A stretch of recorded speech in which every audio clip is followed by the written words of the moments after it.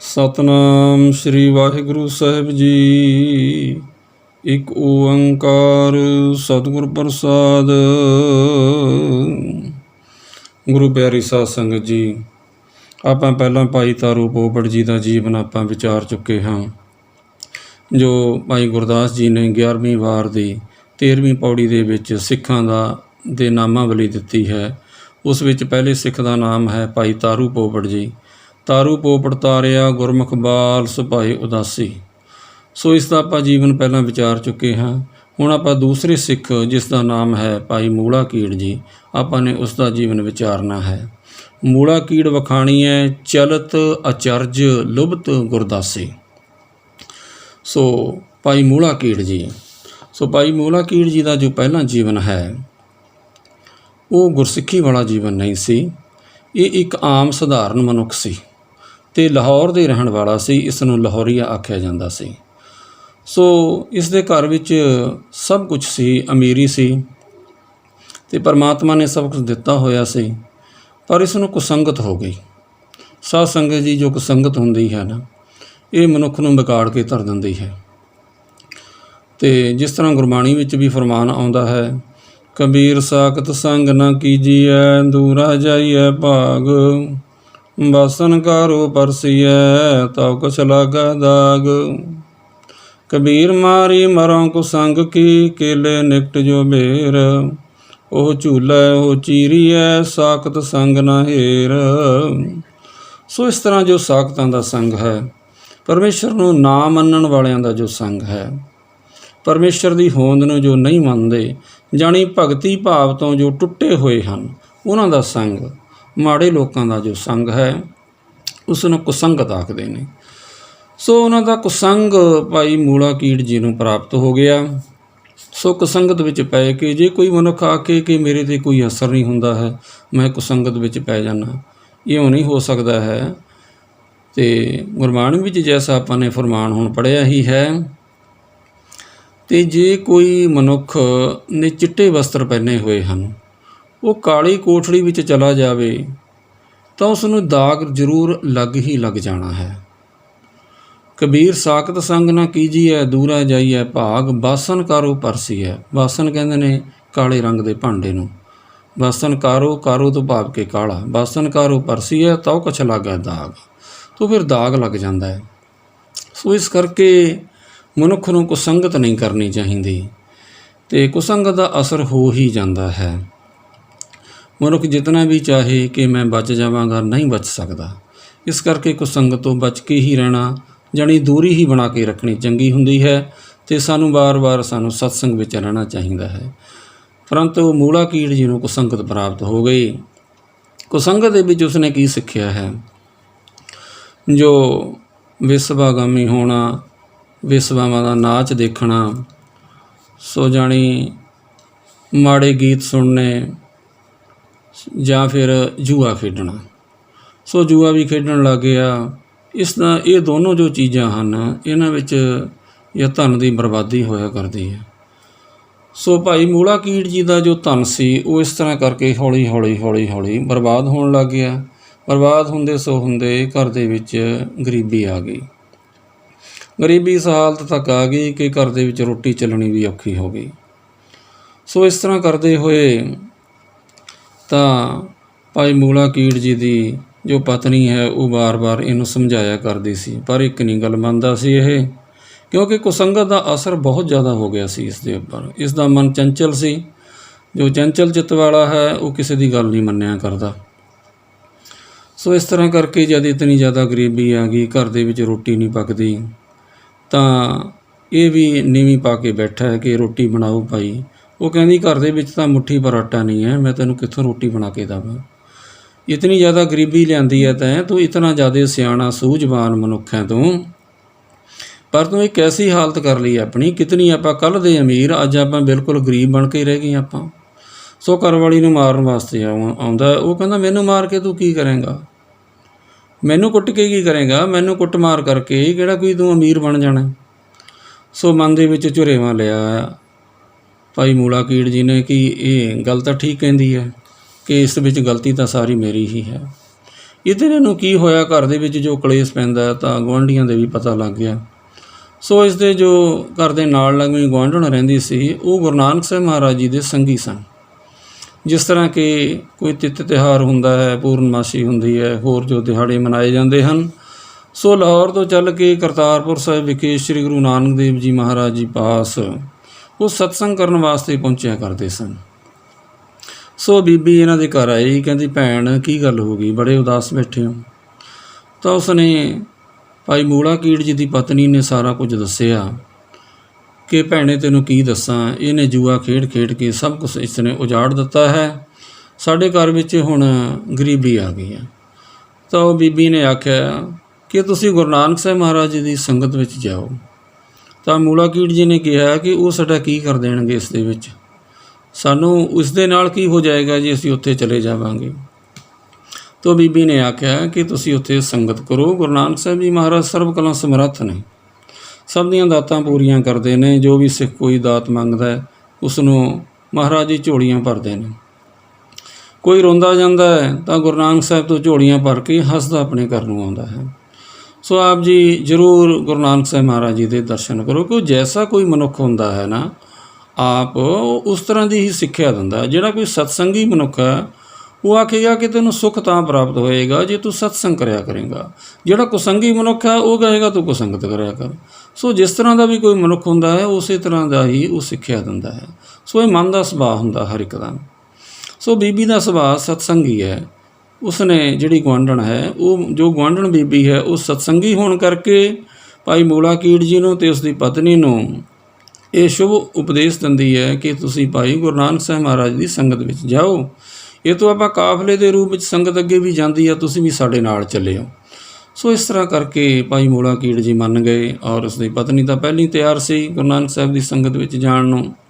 ਸੋ ਚਲਦੇ ਚਲਦੇ ਰਸਤਾ ਤੈਅ ਕਰਦੇ ਹੋਏ ਸੰਗਤ ਦਾ ਪੂਰਾ ਕਾਫਲਾ ਜਾ ਰਿਹਾ ਹੈ, ਇਕੱਠ ਹੁੰਦਾ ਜਾ ਰਿਹਾ ਹੈ। ਸੋ ਗੁਰੂ ਨਾਨਕ ਸਾਹਿਬ ਮਹਾਰਾਜ ਜੀ ਦੇ ਚਰਨਾਂ ਵਿੱਚ ਪਹੁੰਚ ਗਏ। ਚਰਨਾਂ ਵਿੱਚ ਜਦੋਂ ਪਹੁੰਚੇ ਤਾਂ ਸੰਗਤਾਂ ਨੇ ਵੀ ਨਮਸਕਾਰਾਂ ਕੀਤੀਆਂ। ਗੁਰੂ ਨਾਨਕ ਸਾਹਿਬ ਮਹਾਰਾਜ ਜੀ ਪਾਸ ਜਾ ਕਰਕੇ ਉੱਥੇ ਕੀਰਤਨ ਹੁੰਦਾ ਹੈ। ਸੋ ਕੀਰਤਨ ਹੋ ਰਿਹਾ, ਮਨ ਨੂੰ ਸ਼ਾਂਤੀ ਆ ਗਈ, ਕਿਉਂਕਿ ਸੰਗਤ ਦਾ ਇੱਕ ਮਾਹੌਲ ਹੁੰਦਾ ਹੈ, ਸੰਗਤ ਦਾ ਇੱਕ ਔਰਾ ਹੁੰਦਾ ਹੈ। ਸੋ ਉਸ ਵਿੱਚ ਜਦੋਂ ਮਨੁੱਖ ਪ੍ਰਵੇਸ਼ ਕਰਦਾ ਨਾ, ਤਾਂ ਉਸ ਦੀਆਂ ਮੈਲੀ ਜੋ ਬਿਰਤੀ ਹੈ, ਜੋ ਉਸਦੇ ਮੈਲੇ ਖਿਆਲ ਹਨ, ਉਹ ਵੈਸੇ ਹੀ ਸ਼ਾਂਤ ਚਿੱਤ ਹੋ ਜਾਇਆ ਕਰਦੇ ਨੇ। ਇਸ ਕਰਕੇ ਸੰਗਤ ਵਿੱਚ ਜਾਣਾ ਅਤ ਜ਼ਰੂਰੀ ਹੈ। ਸੋ ਇਸ ਤਰ੍ਹਾਂ ਕਰਕੇ ਜਦੋਂ ਭਾਈ ਮੂਲਾ ਕੀੜ ਜੀ ਸੰਗਤ ਵਿੱਚ ਬੈਠ ਗਏ, ਬੈਠੇ ਹੋਏ ਜਦੋਂ ਕੀਰਤਨ ਸੁਣਦੇ ਨੇ ਤਾਂ ਉੱਥੇ ਕੀਰਤਨ ਵਿੱਚ ਇਹ ਬਚਨ ਸੁਣ ਰਹੇ ਨੇ ਕਿ ਚੰਚਲ ਚੀਤ ਨ ਰਹੇ ਠਾਏ, ਚੋਰੀ ਮਿਰਗ ਅੰਗੂਰੀ ਖਾਏ। ਕਿ ਜੋ ਚੰਚਲ ਚਿੱਤ ਹੈ ਨਾ, ਇਹ ਥਿਰ ਨਹੀਂ ਰਹਿੰਦਾ। ਸੋ ਚਿੱਤ ਥਿਰ ਨਾ ਰਹਿਣ ਕਰਕੇ ਇਸ ਨੂੰ ਘਾਟਾ ਪੈਂਦਾ। ਚੋਰੀ ਮਿਰਗ ਅੰਗੂਰੀ ਖਾਏ।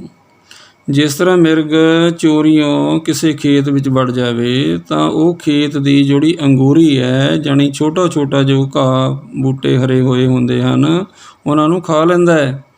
ਸੋ ਇਸੇ ਤਰ੍ਹਾਂ ਹੀ ਜਿਹੜਾ ਚਿੱਤ ਹੈ ਨਾ, ਇਹ ਚੰਚਲ ਹੋਣ ਕਰਕੇ ਜਿਹੜੇ ਸ਼ੁਭ ਗੁਣ ਸਾਡੇ ਅੰਦਰ ਹੁੰਦੇ ਹਨ ਉਹਨਾਂ ਨੂੰ ਇਹ ਖਾ ਲੈਂਦੇ ਨੇ, ਭਾਵ ਕਿ ਸ਼ੁਭ ਗੁਣ ਨਾਸ਼ ਕਰ ਦਿੰਦੇ ਨੇ। ਜਿਹੜਾ ਚੰਚਲ ਚਿੱਤ ਹੈ, ਚੰਚਲ ਚੀਤ ਨ ਰਹੀ ਠਾਏ, ਚੋਰੀ ਮਿਰਗ ਅੰਗੂਰੀ ਖਾਏ।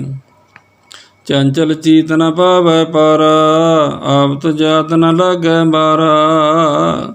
ਸੋ ਜਿਸ ਦਾ ਚੰਚਲ ਚਿੱਤ ਹੈ ਉਸ ਦਾ ਪਾਰ ਉਤਾਰਾ ਨਹੀਂ ਹੁੰਦਾ, ਉਹ ਡੁੱਬਦਾ ਹੈ। ਇੱਥੇ ਵੀ ਉਹ ਨਰਕ ਭੋਗਦਾ ਅਤੇ ਅੱਗੇ ਵੀ ਜਾ ਕੇ ਉਸ ਨੂੰ ਨਰਕਾਂ ਵਿੱਚ ਉਸ ਦਾ ਵਾਸਾ ਹੁੰਦਾ ਹੈ। 84 ਲੱਖ ਜੂਨਾਂ ਵਿੱਚ ਭਟਕਦਾ ਫਿਰਦਾ ਹੈ। ਸੋ ਅਨੇਕਾਂ ਪ੍ਰਕਾਰ ਦੀਆਂ ਜੂਨਾਂ ਦੇ ਉਹ ਦੁੱਖ ਭੋਗਦਾ ਫਿਰਦਾ ਹੈ। ਸੋ ਇਹ ਚੰਚਲ ਚਿੱਤ ਵਾਲੇ ਦਾ ਐਸਾ ਹੀ ਹਾਲ ਹੁੰਦਾ ਹੈ। ਸੋ ਮਹਾਰਾਜ ਜੀ ਆਖਦੇ ਨੇ ਕਿ ਜੋ ਚੰਚਲ ਚਿੱਤ ਵਾਲਾ ਹੈ ਉਸ ਦਾ ਬੁਰਾ ਹਾਲ ਹੁੰਦਾ ਹੈ। ਜਿਸ ਤਰ੍ਹਾਂ ਗੁਰੂ ਅਮਰਦਾਸ ਜੀ ਮਹਾਰਾਜ ਜੀ ਆਖਦੇ ਨੇ, ਇਹ ਮਨ ਚੰਚਲਾ ਚਤੁਰਾਈ ਕਿਨਾ ਨਾ ਪਾਇਆ, ਚਤੁਰਾਈ ਨਾ ਪਾਇਆ ਕਿਨਾ ਤੂੰ ਸੁਣ ਮਨ ਮੇਰਿਆ। ਇਹ ਮੇਰੇ ਮਨਾ, ਤੂੰ ਇਸ ਗੱਲ ਨੂੰ ਸੁਣਾ। ਅਤੇ ਚਤੁਰਾਈਆਂ ਨਾਲ ਪਰਮੇਸ਼ਰ ਦੀ ਪ੍ਰਾਪਤੀ ਨਹੀਂ ਹੁੰਦੀ। ਪਰਮੇਸ਼ਰ ਦੀ ਪ੍ਰਾਪਤੀ ਹੁੰਦੀ ਹੈ ਭੋਲੇ ਭਾਏ ਮਿਲੈ ਰਘੁਰਾਇਆ। ਭੋਲੇ ਭਾਵ ਦੇ ਵਿੱਚ ਜੋ ਮਨੁੱਖ ਹੋਏਗਾ ਉਸ ਨੂੰ ਪਰਮੇਸ਼ਰ ਦੀ ਪ੍ਰਾਪਤੀ ਹੋਏਗੀ। ਪਰਮੇਸ਼ਰ ਉਸ ਦੇ ਅੰਗ ਸੰਗ ਹੋਏਗਾ, ਹਰ ਸਮੇਂ ਉਸ ਦੀ ਰੱਖਿਆ ਕਰੇਗਾ। ਇਹ ਮਨ ਚੰਚਲਾ ਚਤੁਰਾਈ ਕਿਨਾ ਨਾ ਪਾਇਆ, ਚਤੁਰਾਈਆਂ ਦੇ ਨਾਲ ਪਰਮੇਸ਼ਰ ਦੀ ਪ੍ਰਾਪਤੀ ਨਹੀਂ ਹੋਇਆ ਕਰਦੀ। ਸੋ ਇਸ ਤਰ੍ਹਾਂ ਕਰਕੇ ਇਸ ਨੇ ਸੁਣਿਆ ਕਿ ਇਹ ਤਾਂ ਮੈਨੂੰ ਹੀ ਉਪਦੇਸ਼ ਹੋ ਰਿਹਾ, ਜੋ ਜਿਸ ਤਰ੍ਹਾਂ ਦਾ ਮੇਰਾ ਸੁਭਾਅ ਹੈ, ਮੇਰਾ ਖਿਆਲ ਹੈ, ਉਸ ਤਰ੍ਹਾਂ ਦੇ ਬਚਨ ਹੋ ਰਹੇ ਨੇ। ਸ਼੍ਰੀ ਗੁਰੂ ਨਾਨਕ ਦੇਵ ਜੀ ਮਹਾਰਾਜ ਜੀ ਬਚਨ ਕਰਦੇ ਨੇ ਕਿ ਜਿਹੜਾ ਚੰਚਲ ਚਿੱਤ ਵਾਲਾ ਹੈ ਉਸ ਨੂੰ ਜਾਣੀ ਇਸ ਤਰ੍ਹਾਂ ਦੀਆਂ ਸਜ਼ਾਵਾਂ ਮਿਲਦੀਆਂ ਹਨ ਅਤੇ ਉਹ ਨਰਕਾਂ ਵਿੱਚ ਜਾਂਦਾ ਹੈ। ਸੋ ਜਿਹੜਾ ਜੂਆ ਖੇਡਦਾ ਹੈ, ਗੁਰੂ ਗੋਬਿੰਦ ਸਿੰਘ ਜੀ ਸੱਚੇ ਪਾਤਸ਼ਾਹ ਮਹਾਰਾਜ ਜੀ ਨੇ ਵੀ ਹੁਕਮਨਾਮੇ ਦੇ ਵਿੱਚ ਸਾਨੂੰ ਗੁਰਸਿੱਖਾਂ ਨੂੰ ਬਖਸ਼ਿਸ਼ ਕੀਤੀ ਹੈ ਕਿ ਪਰ ਨਾਰੀ ਜੂਆ ਅਸਤ, ਚੋਰੀ ਮਦਰਾ ਜਾਨ, ਪੰਚ ਐਬ ਇਹ ਜਗਤ ਮੈਂ, ਤਜੈ ਸੋ ਸਿੰਘ ਸੁਜਾਨ। ਗੁਰੂ ਗੋਬਿੰਦ ਸਿੰਘ ਮਹਾਰਾਜ ਜੀ ਦਾ ਸਿੰਘ ਖਾਲਸਾ ਹੋਈ ਹੈ ਜਿਸ ਵਿੱਚ ਇਹ 5 ਪ੍ਰਕਾਰ ਦੇ ਐਬ ਨਹੀਂ। ਸੋ ਜਿਹੜਾ 5 ਪ੍ਰਕਾਰ ਦੇ ਐਬਾਂ ਤੋਂ ਬਚਿਆ ਹੋਇਆ ਹੈ ਉਹ ਗੁਰੂ ਕਾ ਖਾਲਸਾ ਹੈ। ਅੱਗੇ ਗੁਰੂ ਨਾਨਕ ਸਾਹਿਬ ਜੀ ਮਹਾਰਾਜ ਫਰਮਾਨ ਕਰਦੇ ਨੇ, ਚੋਰ ਜਾਰ ਜੁਆਰ ਪੀੜੈ ਕਹਾਣੀਐ, ਨਿੰਦਕ ਲਾਏ ਤਵਾਰ ਮਿਲੈ ਹੜਵਾਣੀਐ। ਚੋਰ ਜਾਰ ਜੁਆਰ ਪੀੜਾ ਕਹਾਣੀਐ, ਇਹਨਾਂ ਨੂੰ ਕਹਾਣੀ ਵਿੱਚ ਪੀੜਿਆ ਜਾਏਗਾ। ਜਿਹੜੇ ਕਿ ਚੋਰੀਆਂ ਕਰਦੇ ਨੇ, ਜ਼ਾਰ ਕਰਦੇ ਨੇ, ਭਾਵ ਕਿ ਜੋ ਵਿਚਾਰੀ ਲੋਕ ਨੇ ਉਹਨਾਂ ਨੂੰ ਜ਼ਾਰ ਆਖਦੇ ਨੇ। ਚੋਰ ਜਾਰ ਜੁਆਰ ਜਿਹੜਾ ਜੂਆ ਖੇਡਦੇ ਨੇ। ਚੋਰ ਜਾਰ ਜੁਆਰ ਪੀੜਾ ਕਹਾਣੀ ਹੈ, ਨਿੰਦਕ ਲਾਏ ਤਬਾਰ ਮਿਲੈ ਹੜਵਾਣੀ ਹੈ। ਸੋ ਫਿਰ ਇਹ ਐਸੇ ਜਦੋਂ ਬਚਨ ਸੁਣੇ ਤਾਂ ਭਾਈ ਮੂਲਾ ਕੀੜ ਜੀ ਸੱਚੇ ਪਾਤਸ਼ਾਹ ਮਹਾਰਾਜ ਜੀ ਨੂੰ ਅਰਦਾਸ ਕਰਦੇ ਨੇ। ਅਰਦਾਸ ਕਰਦੇ ਨੇ ਤਾਂ ਆਖਦਾ ਭਾਈ ਮੂਲਾ ਕੀੜ ਜੀ ਕਿ ਸੱਚੇ ਪਾਤਸ਼ਾਹ ਮਹਾਰਾਜ ਜੀ ਆਪ ਜੀ ਕਿਰਪਾ ਕਰਕੇ ਮੈਨੂੰ ਬਚਾ ਲਓ, ਮੇਰੀ ਰੱਖਿਆ ਕਰੋ।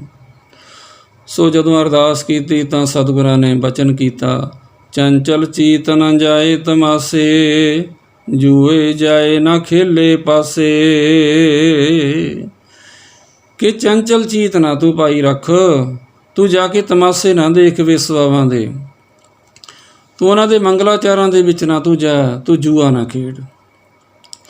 ਸੋ ਇਸ ਤਰ੍ਹਾਂ ਕਰਕੇ ਗੁਰਸਿੱਖੀ ਦੀ ਜੋ ਮਰਿਆਦਾ ਹੈ, ਕਲਯੁਗ ਵਿੱਚ ਜੋ ਸਤਿਗੁਰੂ ਨਾਨਕ ਦੇਵ ਮਹਾਰਾਜ ਜੀ ਨੇ ਗੁਰਸਿੱਖੀ ਦੀ ਜੋ ਮਰਿਆਦਾ ਬਖਸ਼ਿਸ਼ ਕੀਤੀ ਹੈ, ਉਸ ਵਿੱਚ ਸੱਚੇ ਪਾਤਸ਼ਾਹ ਮਹਾਰਾਜ ਜੀ ਨੇ ਐਸੇ ਕਰਮ ਕਰਨ ਤੋਂ ਵਰਜਿਤ ਕੀਤਾ ਹੈ ਕਿ ਐਸੇ ਜੋ ਕੁਕਰਮ ਹਨ ਐ ਭਾਈ ਗੁਰਸਿੱਖੋ ਤੁਸੀਂ ਨਹੀਂ ਕਰਨੇ। ਸੋ ਇਸ ਤਰ੍ਹਾਂ ਦਾ ਹੀ ਉਪਦੇਸ਼ ਭਾਈ ਮੂਲਾ ਕੀੜ ਜੀ ਨੂੰ ਸ਼੍ਰੀ ਗੁਰੂ ਨਾਨਕ ਦੇਵ ਜੀ ਮਹਾਰਾਜ ਜੀ ਬਖਸ਼ਿਸ਼ ਕਰਦੇ ਹਨ ਕਿ ਭਾਈ ਤੂੰ ਜੂਆ ਨਾ ਖੇਡ। ਔਰ ਦੇਖੋ ਇਹ ਜਿਹੜੇ ਬਚਨ ਨੇ ਨਾ, ਇੱਕ ਤਾਂ ਆਮ ਮਨੁੱਖ ਆਖਦਾ, ਇਹ ਗੁਰੂ ਨਾਨਕ ਸਾਹਿਬ ਮਹਾਰਾਜ ਜੀ ਦੀ ਰਸਨਾ ਤੋਂ ਬਚਨ ਹੋ ਰਹੇ ਨੇ। ਸਤਿਗੁਰੂ ਨਾਨਕ ਦੇਵ ਜੀ ਮਹਾਰਾਜ ਕਰੋੜਾਂ ਬ੍ਰਹਿਮੰਡਾਂ ਦੇ ਮਾਲਕ ਨੇ। ਬਾਣੀ ਉਚਰੈ ਸਾਧ ਜਨ ਅਮਿਓ ਚੱਲੈ ਚਰਣੇ। ਸੋ ਇੱਕ ਸਾਧੂਆਂ ਦੇ ਮਨੁੱਖ ਤੋਂ, ਪੂਰੇ ਗੁਰੂ ਦੇ ਮੁਖ ਤੋਂ ਜਦੋਂ ਬਾਣੀ ਉਚਾਰਨ ਹੁੰਦੀ ਹੈ ਤਾਂ ਉਹ ਇੱਕ ਬਾਣ ਦੀ ਤਰ੍ਹਾਂ ਲੱਗਦੀ ਹੈ, ਤੀਰ ਦੀ ਤਰ੍ਹਾਂ ਲੱਗਦੀ ਹੈ, ਹਿਰਦੇ ਨੂੰ ਚੀਰ ਕੇ ਰੱਖ ਦਿੰਦੀ ਹੈ। ਸੋ ਸ੍ਰੀ ਗੁਰੂ ਨਾਨਕ ਦੇਵ ਮਹਾਰਾਜ ਜੀ ਦੇ ਮੁਖਾਰਬਿੰਦ ਵਿੱਚੋਂ ਐਸੇ ਬਚਨ ਹੋ ਰਹੇ ਹਨ। ਸੋ ਭਾਈ ਮੂਲਾ ਕੀੜ ਜੀ ਦੇ ਹਿਰਦੇ ਦੇ ਵਿੱਚ ਵਸ ਰਹੇ ਨੇ ਸਾਰੇ ਬਚਨ। ਸੋ ਸ੍ਰੀ ਗੁਰੂ ਨਾਨਕ ਦੇਵ ਜੀ ਮਹਾਰਾਜ ਜੀ ਨੇ ਆਖਿਆ ਕਿ ਭਾਈ ਜਿਹੜੇ ਪਹਿਲੇ ਰਾਜਿਆਂ ਦੀ ਅਗਰ ਤੁਸੀਂ ਗੱਲ ਕਰਦੇ ਹੋ, ਭਾਈ ਮੂਲਾ ਕੀੜ ਜੀ ਨੇ ਕਿਹਾ ਪਹਿਲਾਂ ਰਾਜੇ ਵੀ ਤਾਂ ਹੁੰਦੇ ਸਨ, ਉਹ ਵੀ ਤਾਂ ਜੂਆ ਖੇਡਦੇ ਸਨ। ਮਹਾਰਾਜ ਨੇ ਆਖਿਆ ਕਿ ਰਾਜਿਆਂ ਦਾ ਤੁਸੀਂ ਗੱਲ ਕਰਦੇ ਕਿ ਜੂਆ ਖੇਡਦੇ ਸਨ, ਵੇਸਵਾਗਾਮੀ ਹੋਇਆ ਕਰਦੇ ਸਨ ਜੋ ਪੁਰਾਤਨ ਰਾਜੇ ਕਈ ਹੋਏ ਨੇ। ਪਰ ਲੇਕਿਨ ਸਤਿਗੁਰੂ ਨਾਨਕ ਦੇਵ ਮਹਾਰਾਜ ਜੀ ਨੇ ਦੱਸਿਆ ਉਹਨਾਂ ਦਾ ਹਾਲ ਵੀ ਕੀ ਹੋਇਆ। ਫਿਰ ਇਹ ਵੀ ਤਾਂ ਦੱਸੋ ਤੁਸੀਂ ਕਿ ਉਹਨਾਂ ਦਾ ਕੀ ਹਾਲ ਹੋਇਆ। ਜਿਸ ਤਰ੍ਹਾਂ ਨਲ ਰਾਜੇ ਨੇ ਜੂਆ ਖੇਡਿਆ, ਸੋ ਉਸ ਦੀ ਪਤਨੀ ਸੀ ਦਮਯੰਤੀ। ਸੋ ਨਲ ਰਾਜੇ ਨੇ ਜੂਆ ਖੇਡਿਆ ਹੈ, ਜੂਆ ਖੇਡ ਕੇ ਸਾਰਾ ਕੁਝ ਹਾਰ ਗਿਆ। ਜੰਗਲਾਂ ਦੇ ਵਿੱਚ ਭਟਕਦੇ ਫਿਰੇ ਦੋਨੋਂ ਜੀ, ਬੱਚੇ ਇਹਨਾਂ ਦੇ ਕਿਤੇ ਰੁਲਦੇ ਫਿਰਦੇ ਨੇ, ਆਪ ਕਿਤੇ ਨੇ। ਸੋ ਜੰਗਲ ਦੇ ਵਿੱਚ ਵੀ ਇਹਨਾਂ ਦੇ ਫਿਰ ਵਿਛੋੜਾ ਪੈ ਜਾਂਦਾ। ਰਾਜਾ ਨਲ ਕਿਤੇ ਹੋਰ ਹੁੰਦਾ ਅਤੇ ਦਮਯੰਤੀ ਕਿਤੇ ਹੋਰ ਹੁੰਦੀ ਹੈ। ਸੋ ਭਟਕਦੇ ਫਿਰਦੇ ਨੇ ਅਲੱਗ-ਅਲੱਗ ਜਗ੍ਹਾ 'ਤੇ, ਨੌਕਰ ਬਣ ਗਏ। ਅਤੇ ਇਹ ਜੋ ਰਾਜਾ ਨਲ ਸੀ ਇਹ ਕਿਸੇ ਰਾਜੇ ਦਾ ਨੌਕਰ ਬਣ ਗਿਆ। ਜਾਣੀ ਕਹਿਣ ਤੋਂ ਭਾਵ ਇਤਨਾ ਭਟਕਣਾ ਕਿਉਂ ਹੋਈ? ਇਤਨੀ ਭਟਕਣਾ ਤਾਂ ਹੋਈ ਜੇ ਜੂਆ ਖੇਡਿਆ। ਸੋ ਕਿੱਥੇ ਕੱਲ੍ਹ ਦਾ ਰਾਜਾ ਅਮੀਰ ਰਾਜਾ ਨਲ, ਸੋ ਅੱਜ ਉਹ ਗਰੀਬ ਬਣ ਕੇ ਜੰਗਲਾਂ ਵਿੱਚ ਭਟਕਦਾ ਫਿਰਦਾ, ਕਿਸੇ ਰਾਜਿਆਂ ਦੀ ਅੱਗੇ ਨੌਕਰੀ ਕਰਦਾ ਫਿਰਦਾ। ਸੋ ਇਹ ਐਸਾ ਹਾਲਤ ਕਰ ਦਿੰਦਾ ਜੋ ਜੂਆ ਹੈ। ਜੁਆਰੀ ਨੂੰ ਇਸ ਤਰ੍ਹਾਂ ਹੁੰਦਾ ਹੈ ਕਿ ਮੈਂ ਇਹ ਦਾਅ ਲਾ ਰਿਹਾ ਕਿ ਦਾਅ ਲਾ ਕੇ ਮੈਂ ਅਗਲੇ ਦਾਅ 'ਚ ਸ਼ਾਇਦ ਮੈਂ ਜਿੱਤੇ ਜਾਵਾਂਗਾ। ਇਸ ਤਰ੍ਹਾਂ ਦਾ ਕਰਦਾ ਸਭ ਕੁਝ ਹੀ ਹਾਰ ਬੈਠਦਾ। ਅਖੀਰ ਵਿੱਚ ਜਦ ਕੁਛ ਵੀ ਨਹੀਂ ਰਹਿੰਦਾ ਹੈਗਾ ਇਸ ਦੇ ਪਾਸ। ਸੋ ਮਹਾਰਾਜ ਜੀ ਨੇ ਆਖਿਆ ਕਿ ਜੋ ਨਲ ਰਾਜਾ ਇਸ ਦਾ ਕੀ ਹਾਲ ਹੋਇਆ ਅਤੇ ਪਾਂਡਵਾਂ ਦਾ ਕੀ ਹਾਲ ਹੋਇਆ। ਪਾਂਡਵ ਰੋਂਦੇ ਫਿਰਦੇ ਨੇ, ਸੋ ਦੁਖੀ ਹੁੰਦੇ ਨੇ। ਜੋ ਪਾਂਡਵ ਨੇ, ਪਾਂਡਵਾਂ ਦਾ ਵੀ ਹਾਲ ਬੁਰਾ ਹੋਇਆ। ਯੁਧਿਸ਼ਟਰ ਨੇ ਜੂਆ ਖੇਡਿਆ, ਜੂਏ ਵਿੱਚ ਸਭ ਕੁਝ ਹਾਰ ਗਿਆ। ਰਾਜ ਭਾਗ ਜੋ ਦੌਲਤ ਸੀ ਸਾਰੀ ਕੁਝ ਹਾਰ ਗਿਆ। ਸੋ ਆਪਣੇ ਆਪ ਨੂੰ ਹਾਰ ਗਿਆ, ਪੰਜੇ ਜੋ ਪਾਂਡਵ ਸੀ ਇਹਨਾਂ ਨੂੰ ਹਾਰ ਗਿਆ, ਦ੍ਰੌਪਦੀ ਨੂੰ ਹਾਰ ਗਿਆ। ਸੋ ਹਾਲ ਕੀ ਹੋਇਆ ਇਹਨਾਂ ਦਾ। ਸੋ ਦ੍ਰੌਪਦੀ ਦੀ ਪਰਮੇਸ਼ਰ ਨੇ ਚਲੋ ਪੱਤ ਰੱਖ ਲਈ। ਸੋ ਜਾਣੀ ਇਹਨਾਂ ਦਾ ਬੁਰਾ ਹਾਲ ਹੋਇਆ। 13 ਸਾਲ ਫਿਰ ਬਨਵਾਸ ਕੱਟਿਆ। ਰਾਜਿਆਂ ਦੇ ਪੁੱਤਰ ਹੋ ਕੇ ਵੀ ਅੱਗੇ ਰਾਜਿਆਂ ਦੇ ਕੋਲ ਜਾ ਕੇ ਨੌਕਰੀ ਕਰਦੇ ਨੇ। ਯੁਧਿਸ਼ਟਰ ਵੀ ਨੌਕਰ ਬਣ ਗਿਆ, ਭੀਮ ਬਲਵਾਨ ਹੈ ਉਹ ਵੀ ਨੌਕਰ ਬਣ ਗਿਆ, ਰਸੋਈਆ ਬਣ ਗਿਆ, ਰੋਟੀਆਂ ਤਿਆਰ ਕਰਦਾ, ਸਬਜ਼ੀਆਂ ਤਿਆਰ ਕਰਦਾ। ਭੀਮ ਇਤਨਾ ਵੱਡਾ ਬਲਵਾਨ ਕੰਮ ਕੀ ਕਰ ਰਿਹਾ। ਸੋ ਇਸ ਤਰ੍ਹਾਂ ਕਰਕੇ ਹੀ ਅਰਜੁਨ ਦਾ ਹਾਲ ਬੁਰਾ ਹੋਇਆ। ਸੋ ਜੋ ਨਕੁਲ ਤੇ ਸਹਿਦੇਵ ਤੇ ਉਹ ਵੀ ਇਸ ਤਰ੍ਹਾਂ ਹੀ ਰਾਜੇ ਦੇ ਨੌਕਰ ਹੋ ਰਹੇ ਨੇ। ਸੋ ਇਸ ਤਰ੍ਹਾਂ ਕਰਕੇ ਜਾਣੀ ਇਹ ਹਾਲਤ ਐਸੀ ਕਿਹਨੇ ਕੀਤੀ, ਜੂਏ ਨੇ ਕੀਤੀ। ਸੋ ਮਹਾਰਾਜ ਜੀ ਆਖਦੇ ਨੇ ਕਿ ਭਾਈ ਜੂਆ ਨਹੀਂ ਖੇਡਣਾ ਹੈ ਅਤੇ ਜੂਏ ਨਾਲ ਇਸ ਤਰ੍ਹਾਂ ਬੁਰਾ ਹਾਲ ਹੋ ਜਾਂਦਾ। ਇਕੱਲੀ ਤੇਰੀ ਗੱਲ ਨਹੀਂ, ਜਿਸ ਤਰ੍ਹਾਂ ਤੇਰਾ ਬੁਰਾ ਹਾਲ ਹੋਇਆ, ਤੇਰੇ ਘਰ ਦੇ ਵਿੱਚ ਅਮੀਰੀ ਸੀ ਔਰ ਗਰੀਬੀ ਆ ਗਈ ਹੈ। ਸੋ ਇਸ ਤਰ੍ਹਾਂ ਕਰਕੇ ਤੇਰਾ ਵੀ ਬੁਰਾ ਹਾਲ ਹੋ ਗਿਆ। ਤੋ ਇਸ ਤਰ੍ਹਾਂ ਕਰਕੇ ਪਹਿਲਾਂ ਵੀ ਕਿਸੇ ਦਾ ਚੰਗਾ ਹਾਲ ਨਹੀਂ ਹੋਇਆ, ਜੂਏ ਨਾਲ ਘਾਟਾ ਹੀ ਘਾਟਾ ਹੈ। ਅਸੀਂ ਇਸ ਕਰਕੇ ਇਹ ਕਲਯੁਗ ਦਾ ਸਮਾਂ ਹੈ, ਅਸੀਂ ਗੁਰਸਿੱਖੀ ਦੀ ਇਹ ਰਹੁ ਰੀਤ ਮਰਿਆਦਾ ਅਸੀਂ ਬਖਸ਼ਿਸ਼ ਕੀਤੀ ਹੈ ਕਿ ਅਸੀਂ ਸਿੱਖਾਂ ਨੂੰ ਵਰਜਿਤ ਕਰਦੇ ਹਾਂ ਕਿ ਜੂਆ ਨਹੀਂ ਖੇਡਣਾ। ਅੱਜ ਸਰਕਾਰਾਂ ਵੀ ਵਰਜਿਤ ਕਰਦੀਆਂ ਨੇ ਕਿ ਭਾਈ ਜੂਆ ਨਹੀਂ ਖੇਡਣਾ ਚਾਹੀਦਾ। ਸੋ ਕਹਿਣ ਤੋਂ ਭਾਵ ਜਾਣੀ ਇਹ ਇੱਕ ਮਾੜੀ ਸ਼ੈ ਹੈ, ਮਾੜੀ ਚੀਜ਼ ਹੈ, ਜਾਣੀ ਇਸ ਦੇ ਨਾਲ ਮਨੁੱਖ ਨੂੰ ਘਾਟਾ ਹੀ ਘਾਟਾ ਪੈਂਦਾ ਹੈ। ਸੋ ਸਾਰੀ ਜੋ ਵਾਰਤਾ ਸੁਣੀ ਭਾਈ ਮੂਲਾ ਕੀਟ ਜੀ ਨੇ, ਮੂਲਾ ਕੀਟ ਜੀ ਸਤਿਗੁਰਾਂ ਦੇ ਚਰਨਾਂ ਵਿੱਚ ਢਹਿ ਪਿਆ। ਸੱਚੇ ਪਾਤਸ਼ਾਹ ਮਹਾਰਾਜ ਜੀ ਆਪ ਜੀ ਕਿਰਪਾ ਕਰਕੇ ਮੈਨੂੰ ਬਖਸ਼ ਲਓ, ਮੈਨੂੰ ਬਖਸ਼ ਲਓ। ਸਤਿਗੁਰੂ ਨਾਨਕ ਦੇਵ ਜੀ ਮਹਾਰਾਜ ਆਪ ਜੀ ਮੇਰੇ ਬਖਸ਼ਿੰਦ ਪਿਤਾ ਹੋ, ਪਿਛਲੇ ਔਗਣ ਬਖਸ਼ ਲਏ ਪ੍ਰਭ ਆਗੇ ਮਾਰਗ ਪਾਵੈ। ਸੱਚੇ ਪਾਤਸ਼ਾਹ ਮਹਾਰਾਜ ਜੀ ਮੇਰੇ ਆਪ ਜੀ ਪਿਛਲੇ ਔਗਣ ਬਖਸ਼ ਲਓ, ਅੱਗੇ ਤੋਂ ਮੈਨੂੰ ਸ਼ੁਭ ਮਾਰਗ ਦੇ ਉੱਪਰ ਪਾ ਦਿਓ। ਸੱਚੇ ਪਾਤਸ਼ਾਹ ਜੀਓ ਕਿਰਪਾ ਕਰੋ। ਸੱਚੇ ਪਾਤਸ਼ਾਹ ਮਹਾਰਾਜ ਜੀ ਸਤਿਗੁਰੂ ਮਹਾਰਾਜ ਜੀ ਉਸ ਦੀ ਬੇਨਤੀ ਸਰਵਣ ਕਰਕੇ ਫਿਰ ਉਸ ਨੂੰ ਉਪਦੇਸ਼ ਦੀ ਬਖਸ਼ਿਸ਼ ਕਰਦੇ ਨੇ। ਸਤਿਗੁਰੂ ਮਹਾਰਾਜ ਜੀ ਨੇ ਜੋ ਉਸ ਨੂੰ ਉਪਦੇਸ਼ ਬਖਸ਼ਿਆ ਹੈ ਉਹ ਇਸ ਤਰ੍ਹਾਂ ਹੈ ਕਿ ਭਾਈ ਤੂੰ ਸਿੱਖਾਂ ਨੂੰ ਗੁਰੂ ਦਾ ਰੂਪ ਜਾਣਨਾ। ਇੱਕ ਤਾਂ ਇਹ ਉਪਦੇਸ਼ ਦਿੱਤਾ ਕਿ ਸਿੱਖਾਂ ਨੂੰ ਤੂੰ ਗੁਰੂ ਦਾ ਰੂਪ ਜਾਣਨਾ ਅਤੇ ਸ਼ਬਦ ਨਾਲ ਪ੍ਰੀਤ ਕਰਨੀ ਹੈ। ਤੈਂ ਜੋ ਸ਼ਬਦ ਕੀ ਹੈ, ਗੁਰਬਾਣੀ ਹੈ, ਨਾਮ ਹੈ, ਮੂਲ ਮੰਤਰ ਹੈ, ਵਾਹਿਗੁਰੂ ਗੁਰਮੰਤਰ ਹੈ, ਤੂੰ ਉਸ ਦੇ ਨਾਲ ਪ੍ਰੀਤ ਕਰਨੀ ਹੈ, ਪ੍ਰੇਮ ਕਰਨਾ ਤੂੰ ਸ਼ਬਦ ਦੇ ਨਾਲ। ਅਤੇ ਜਿਹੜੇ ਸਿੱਖ ਨੇ, ਸਿੱਖਾਂ ਨੂੰ ਗੁਰੂ ਦਾ ਰੂਪ ਜਾਣਨਾ। ਜਿਸ ਤਰ੍ਹਾਂ ਕਿ ਅਸੀਂ ਪ੍ਰਸ਼ਾਦਾ ਤਿਆਰ ਕਰਦੇ ਹਾਂ, ਲੰਗਰਾਂ ਵਿੱਚ ਪ੍ਰਸ਼ਾਦਾ ਤਿਆਰ ਹੁੰਦਾ ਹੈ, ਅਸੀਂ ਪ੍ਰਸ਼ਾਦਾ ਵਰਤਾਉਂਦੇ ਹਾਂ, ਪ੍ਰਸ਼ਾਦਾ ਵਾਹਿਗੁਰੂ, ਦਾਲਾ ਵਾਹਿਗੁਰੂ। ਉਹ ਪਾਪ ਕੇ ਜਿਹੜਾ ਛਕਣ ਵਾਲਾ ਨਾ ਉਹ ਵਾਹਿਗੁਰੂ ਹੈ, ਗੁਰੂ ਦਾ ਰੂਪ ਹੈ। ਗੁਰੂ ਨਾਨਕ ਸਾਹਿਬ ਜੀ ਪ੍ਰਸ਼ਾਦਾ ਛਕਦੇ ਨੇ, ਗੁਰੂ ਗੋਬਿੰਦ ਸਿੰਘ ਜੀ ਮਹਾਰਾਜ ਪ੍ਰਸ਼ਾਦਾ ਛਕ ਰਹੇ ਨੇ। ਇਹ ਸਿੱਖ ਦੀ ਭਾਵਨਾ ਹੋਵੇ ਤਾਂ ਕਰਕੇ ਉਸ ਨੂੰ ਪੂਰਾ ਲਾਭ ਮਿਲਦਾ ਹੈ। ਉਸ ਨੂੰ ਫਿਰ ਸੰਗਤ ਵਿੱਚ ਕੋਈ ਆਪਣਾ ਮਿੱਤਰ ਜਾਂ ਦੁਸ਼ਮਣ ਮਹਿਸੂਸ ਨਹੀਂ ਹੋਏਗਾ। ਭਾਵੇਂ ਸੰਗਤ ਵਿੱਚ ਕੋਈ ਵੀ ਬੈਠਾ ਹੋਵੇ ਉਸ ਨੂੰ ਆਖਿਆ ਜਾਂਦਾ ਹੈ, ਭਾਵੇਂ ਉਸ ਦੇ ਪਰਿਵਾਰ ਬੱਚੇ ਬੈਠੇ ਹੋਣ ਉਹਨਾਂ ਨੂੰ ਵੀ ਆਖੇਗਾ ਪ੍ਰਸ਼ਾਦਾ ਵਾਹਿਗੁਰੂ, ਪ੍ਰਸ਼ਾਦਾ ਵਾਹਿਗੁਰੂ। ਬੱਚਾ ਬੈਠਾ ਉਸ ਨੂੰ ਆਖੇਗਾ, ਬੁੱਢਾ ਬੈਠਾ, ਮਰਦ ਬੈਠਾ, ਇਸਤਰੀ ਬੈਠਾ, ਸਭ ਨੂੰ ਕਹੇਗਾ ਪ੍ਰਸ਼ਾਦਾ ਵਾਹਿਗੁਰੂ। ਭਾਵ ਕਿ ਸੰਗਤ ਨੂੰ ਉਹ ਗੁਰੂ ਦਾ ਰੂਪ ਕਰਕੇ ਸਿੱਖ ਜਾਣਦਾ ਹੈ ਜਿਹੜਾ ਕਿ ਪ੍ਰਸ਼ਾਦਾ ਵਰਤਾ ਰਿਹਾ, ਦਾਲ ਵਰਤਾ ਰਿਹਾ।